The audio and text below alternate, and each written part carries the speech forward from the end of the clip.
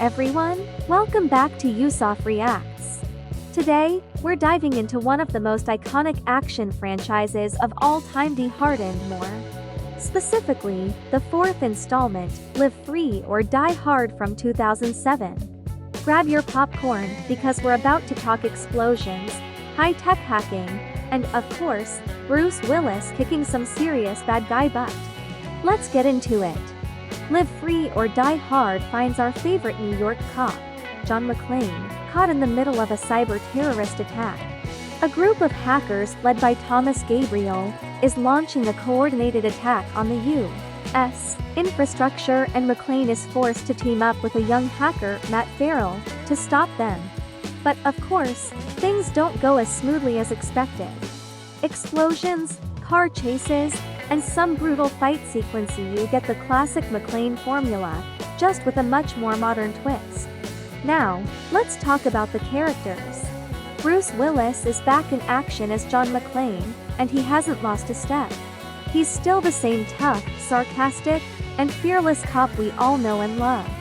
But what makes this movie stand out is the dynamic between McClane and Justin Long's character, Matt Farrell. Farrell is the nerdy hacker who's in way over his head, and their banter is hilarious. It's a perfect example of how the old-school tough guy and the modern techie can work together, even when they have little in common. Of course, no Die Hard movie would be complete without action, and Live Free or Die Hard doesn't disappoint. The action in this film is over the top in the best way possible. From McClane taking down a helicopter with a car to him jumping onto moving vehicles. In a high-speed chase, every sequence is packed with thrills. The film really sets the bar for what a modern action movie can do with a big budget and crazy stunts.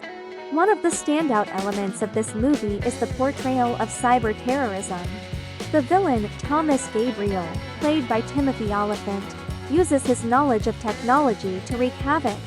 And the idea of hacking into the nation's infrastructure feels very real and relevant, even in 2025. The high-tech aspect of the film adds a fresh layer to the Die Hard formula, which was, up until this point, more about physical, brute force battles. It's an interesting take, and I think it holds up well even by today's standards. John McClane and a young hacker join forces to take down master cyber-terrorist Thomas Gabriel in Washington, D.C. When someone hacks into the computers of the FBI's cybercrime division, the director decides to round up all the hackers who could have done this. When he's told that because it's the 4th of July most of their agents are not around, so they might have trouble getting people to get the hackers. So he instructs them to get local PDs to take care of it. And one of the cops they ask is John McClane, who is tasked with bringing a hacker named Farrell to the FBI. But as soon as he gets there, someone starts shooting at them. McClane manages to get them out, but they're still being pursued. And it's just when McClane arrives in Washington that the whole system breaks down and chaos ensues. In response to the brief blackout at the FBI Cyber Division headquarters, FBI Deputy Director Miguel Bowman requests local law enforcement to bring in high-level computer hackers nationwide. Nipped Detective John McClane was assigned to New Jersey to pick up Matthew Farrell. As McClane arrives, assassins sent by Thomas Gabriel, a hacker and leader of cyber-terrorists, attack them, but McClane and Farrell manage to escape. On the way to Washington, D.C., Farrell tells McClane he had written an algorithm for Mylin to crack a specific security system for white hat purposes. Meanwhile, Gabriel orders his crew of hackers to take over transportation grids and the stock market, while nationally broadcasting a threatening message to the U.S. government. Farrell realizes this is a fire sale, a cyber attack designed to disable the nation's infrastructure. As McClane and Farrell are driven to DHES headquarters, Lynn, posing as a dispatcher, reroutes them into a helicopter ambush. McClane fends off the attackers and destroys the helicopter. McClane asks Farrell what would be Gabriel's next move, and he deduces Gabriel's next target is the power grid. They drive to a utility superstition in West Virginia. They find the superstition under the control of a team led by Lynn. McClane and Farrell kill the team, and McClane kills Lynn by locking her into a car that falls from an elevator shaft and explodes. While Farrell is working on the hub computer to slow the damage, he traces Gabriel and uploads his picture to Bowman. McClane learns that Bowman and Gabriel once worked together for the DOD, and Gabriel was the chief programmer for infrastructural security. He warned the department of weaknesses that made America's network infrastructure vulnerable to cyber warfare. But he was ignored, and his unorthodox methods got him fired, and he is out for revenge. Enraged over Lynn's death, Gabriel redirects the natural gas pipelines to the superstition to kill McClane and Farrell.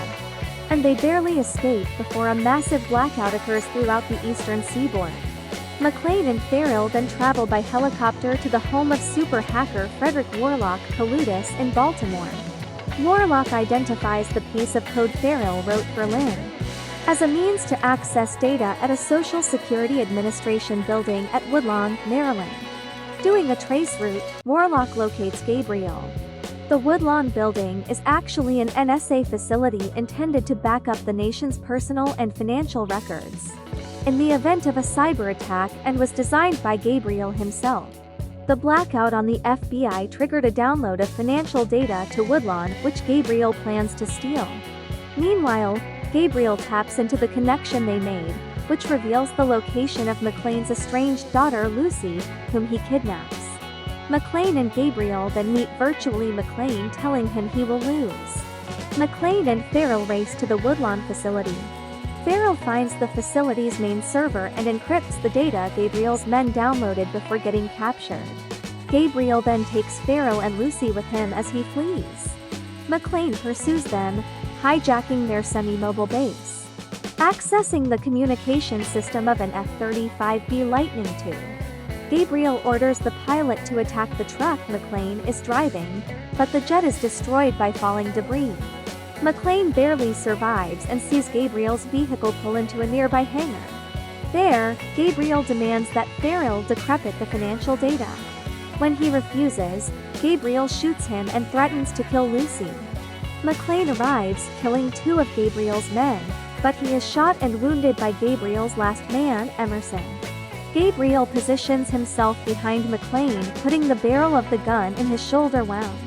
McClane then pulls the trigger. The bullet travels through McClane's shoulder and hits Gabriel in the heart, killing him instantly. Farrell then grabs a pistol and kills Emerson as the FBI arrives. Afterward, McClane thanks Farrell for saving Lucy's life, who takes a romantic interest in him.